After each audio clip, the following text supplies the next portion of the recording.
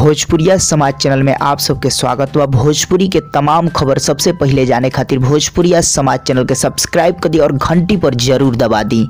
जय भोजपुरिया समाज। जी हाँ भैया, आप सबके बता दें भोजपुरी के दबंग स्टार खेसारी लाल यादव और सुपर स्टार अदाकारा अभिनेत्री काजल राघवानी अभिनीत फिल्म कुली नंबर 1 के आप सबके फिल्म के ट्रेलर के बड़ा ही बेसब्री से इंतजार रहा। जी हाँ भैया, आप सबके बता दी कुली नंबर 1 फिल्म एक तरह से सामाजिक पारिवारिक और भी काफ़ी साफ सुथरा फिल्म बटे। और आपके साथ ही साथ बता दी ये फिल्म में आप सबके लव रोमांस एक्शन और भैया कहानी भी देखे के मिली पूरा भरपूर मात्रा में। जी हाँ भैया, आप सबके बता दी कुली नंबर 1 फिल्म के आप सबके ट्रेलर के इंतजार रहा। तो बता दी ट्रेलर के इंतजार खत्म हो गई बा, काहे कि भैया आप सबके बीच एक कुली नंबर 1 फिल्म के ट्रेलर रिलीज हो गई बा। आप सब जाके देख सकेले जौन की खेसारी म्यूजिक वर्ल्ड चैनल पर। जी अभी बात के लिए मैं स्टार कास्ट के खेसारी लाल यादव, काजल राघवानी, संजय पांडे और भी बहुत कलाकार दिखी लो जौन की आप सब ट्रेलर में भी देख सकते हैं। ट्रेलर आप सब जाके देख सकेले जौन की यूट्यूब पर रिलीज हो चुकल बटे। आज ही सुबह 6 बजे रिलीज हुई खेसारी लाल यादव के फिल्म कुली नंबर 1 के ट्रेलर।